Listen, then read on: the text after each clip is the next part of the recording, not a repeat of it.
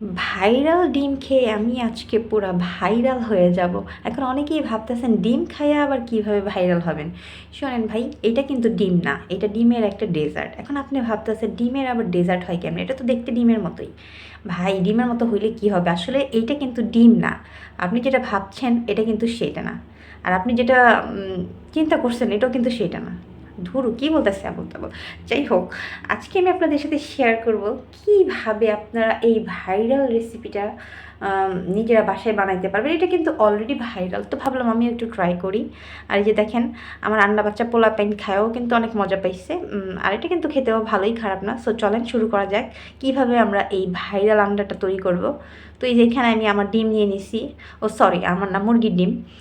তো ডিমগুলো এখন সাবান দিয়ে ভালো মতো ধুয়ে নিতে হবে। তো সাবান দিয়ে ভালো মতো ধুয়ে নিব। আর ডিমের মধ্যে কিন্তু অনেক গুঁটো লেগে থাকে, তো একটু সাবান দিয়ে ভালো মতো ধুয়ে নিতে হবে। তো এটাকে পানি দিয়ে ভালো মতো ধুয়ে নিয়ে তারপর আমরা যেটা করব, এইভাবে টেরা করব। টেরা করে ডিমগুলা কিন্তু বের করে দিব। আর ডিমগুলো কিন্তু আবার ফালাই দিবেন না, কারণ এখন কিন্তু ডিমের দাম অনেক। এই ডিমটা দিয়ে পরে আবার আমি কেক বানিয়ে নিব। তো এইভাবে আমরা ডিমের খোসা থেকে ডিমগুলো আলাদা করে নেব, তারপর আবার ধুয়ে নিব। তারপর এটাকে এই যে এরকম একদম কটকটা রোদ্রে শুকাইতে দিব। দেখেন আমার ছাদে কিন্তু প্রচণ্ড রোদ, তো আমার ছেলে নিয়ে আসছে শুকানোর জন্যে। তো এখন আমরা কুসুম বানাবো। তো এখানে আমি একটু দুধ দিয়ে নিচ্ছি। আমি যেহেতু বেশি বানাবো না, মাত্র 4টা বানাবো, সো আমার এখানে অল্প পরিমাণ দুধ লাগছে, 1 কাপের মতো। তো গরম যখন হয়ে আসবে তখন আমরা এখানে একটু ভিনেগার দিয়ে দিব, 1 চামচের মতো ভিনেগার দিয়ে এটাতে ছানা কাটতে হবে। মূলত আমরা এটা দিয়ে আর কি কুসুম বানাইবো, বুঝতে পারছেন? তো এটা দেখে আমার ছেলে কিন্তু অলরেডি বলতেছিল, মাম্মা তুমি কি চায়না হয়ে গেছো? তার মানে বুঝাইতে চাইছে চায়নার যে ওই যে নকল ডিম বানায়, তো আমি কি চায়না নাকি?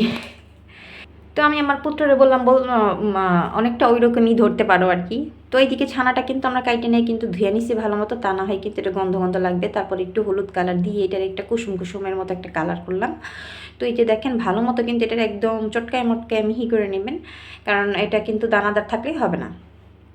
তো তারপর এটার এখন গোল গোল কুসুমের শেপ করে নেব, ঠিক আছে? আর আপনারা কিন্তু এটা এই কুসুমটা কিন্তু একটু বড়ও করতে পারেন। তো আমি এতটুকুই করে নিচ্ছি।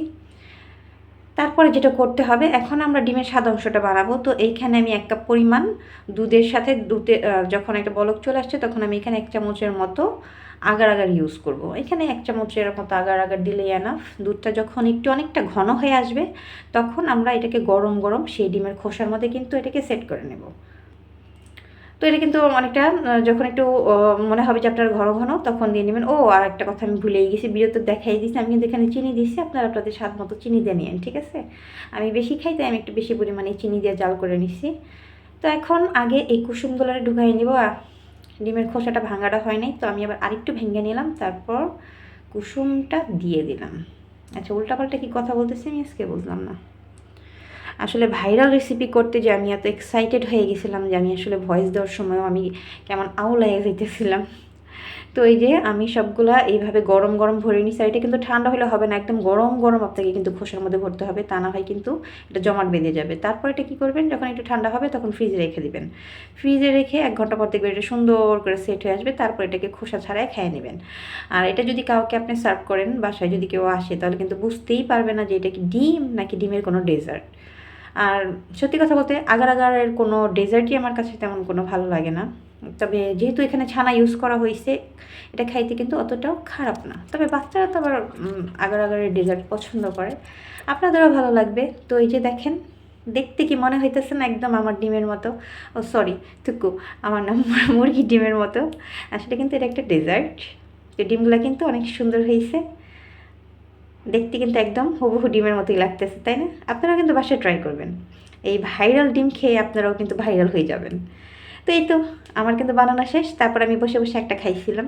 তো এই ছিল আমার রেসিপি। সবাই ভালো থাকবেন। আল্লাহ হাফিজ।